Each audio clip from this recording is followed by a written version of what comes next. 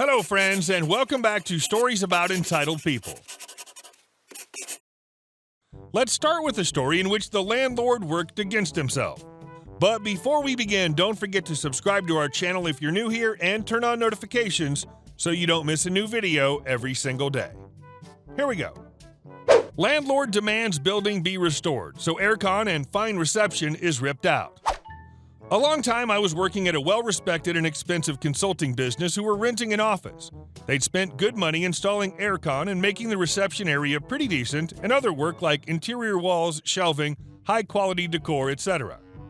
When the tenant company wanted to move out, the contract said they had to restore the building back to as it was, but they asked the landlord to allow them to walk away and not return the building back to the more basic shell it had been, which would have meant leaving the aircon in and not having to remove the fancy reception area. Remove walls, partitions, shelving, etc. This would have been a win-win for both parties. For some reason, the landlord said no, and despite attempts to persuade them, they were adamant. The tenant said okay and ripped everything out, including tens of thousands of aircon, leaving the landlord with an empty shell again, which proved harder to rent out and attracted lower rent. The building was empty for quite a while. About 4 years later, I worked there when another company had leased it. The building was horribly hot in the summer because of the lack of aircon, and the reception looked cheap and nasty, nowhere near as nice as it had been. The offices were carpeted, but obviously the cheapest stuff was fitted. I told my new employer that the building had been much nicer and with aircon, and they were stunned that the stupid landlord had wasted the opportunity. And our second story. I'll just sample everything you have on tap.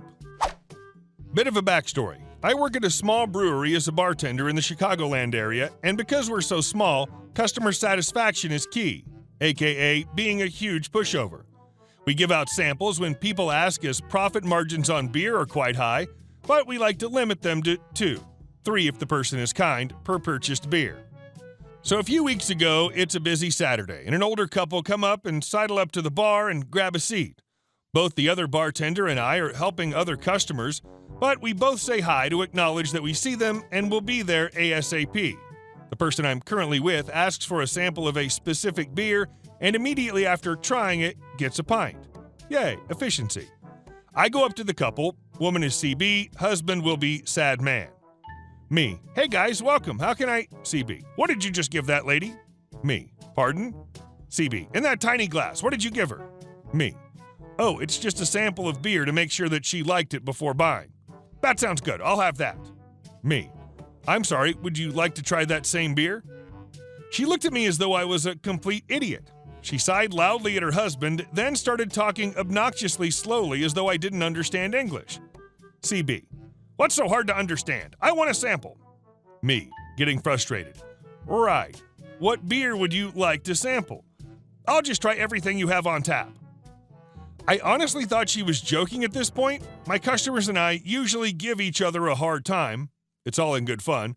I chuckled and didn't move. Big mistake, I guess. CB. What do you think is so funny? Me. You want me to give you a free sample of the 20 beers that I have on tap? That's what I said, young man. Jesus, isn't this your job? Me. Well, my job is to sell the beer, not give it out for free. Tell you what, I'm going to go help a couple of other customers. The bar had become pretty full of unserved customers at this point, and I didn't want this shrew monopolizing all of my time. You take a look at the menu, and I'll be more than happy to grab a couple samples for you in a couple of minutes. I started to walk away, and this woman snaps her fingers in my face. PSA to all my bar patrons out there, please do not do this. Most tenders hate it, and will make it a point that you don't get helped as often as other customers. It's very rude. Get back here, young man. You haven't helped us at all. You're a small business and you need support from your locals. I said I want to sample what you have to offer, and you're obligated to do so, so chop chop. Me. No. CB. Excuse me? Me. I'm not obligated to do anything for you. I ask you what you want, you tell me, I bring it, you pay me money. That's our business transaction. You don't get to boss me around. CB. This is ridiculous. You can't expect to succeed while treating your customers like this. I demand to see your manager. Note, this has never happened to me before, and I've been waiting for it to finally happen. I'd been promoted to manager a year ago. Me. That's awesome. Let me get him. I extend my hand. My name is Luck of the Irish. I currently manage the tap room. Is there a problem here? CB, mild shock, then supreme annoyance. If you're the manager, then how are you comfortable speaking to customers like this? Me. Well, that's the thing. You aren't a customer. Customers pay for things. As such, if you aren't interested in making a purchase, I'm afraid I'm going to have to ask you to leave. CB. This is why people hate craft beer. You're all just a bunch of snobs and a-holes. Me. Thank you so much for coming in. I'm sorry you feel that way. Please enjoy the rest of your weekend. CB and Sadman, who didn't say a word the entire time, poor soul, get up and angrily walk towards the door, where we have a fridge of six-packs to go. I start helping other customers, finally, only to be snapped at again by CB, who was holding a six-pack. After finishing with the customers who had very patiently and politely been waiting, I come back over to her. Me. Hi, how can I help you? CB. I want this. Me. Okay, sure, that'll be $11. CB. $11 for a six-pack? I won't pay it. Me. That's fine, you can leave it up here with me and I'll put it back. But I want it. Okay, that'll be $11. I'll give you 8. It's not like you need all the money. Give me a discount. I'm trying to support you. Me. Ma'am, please leave. And our last story. Your business is mine now.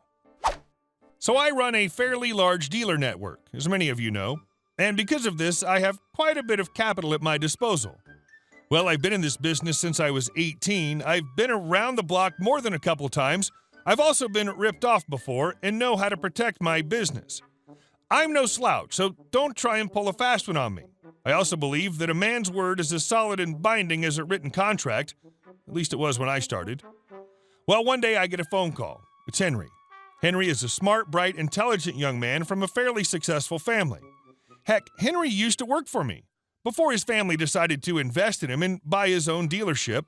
That's all well and good. Good for you, Henry.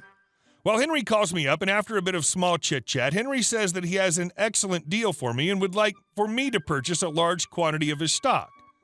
I, however, am a bit overstocked on used vehicles at that moment and politely said, I'm not all that interested in buying any more stock. Henry then confided in me that he got himself into some sort of legal/tax problem and needed an influx of cash to pay out a settlement or his dealership would get foreclosed on. Now I felt bad for Henry. He explained more in detail on how he got in trouble and now had to pay the price. Well, he had about 70 vehicles in stock and wanted to make about $200,000 in cash and was willing to part with some pretty good vehicles at very solid wholesale pricing. Well, fine, let's see what he has. Finding reconditioned vehicles at a good price is always hard, and helping out a fellow dealership is always a good thing. I told Henry I'd stop on by and check out what he has on the lot, so I did.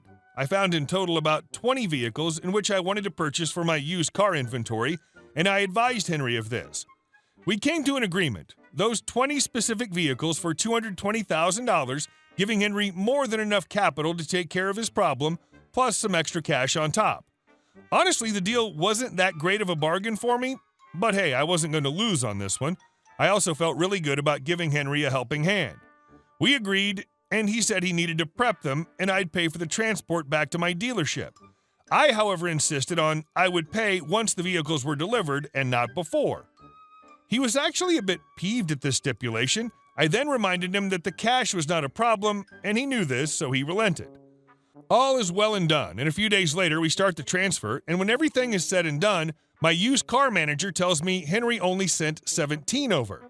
When the truck driver, who knew I'd purchased 20 vehicles, had brought this to Henry's attention, he said, I knew what was going on and everything was okay.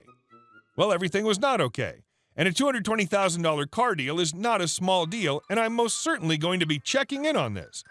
Now, I figured Henry sold 3 of the 20 vehicles to customers. That's okay, we'll just lower our agreed-upon purchase price, I take his 17, and we're done. So I called up Henry. I expected the phone call to be pretty simple.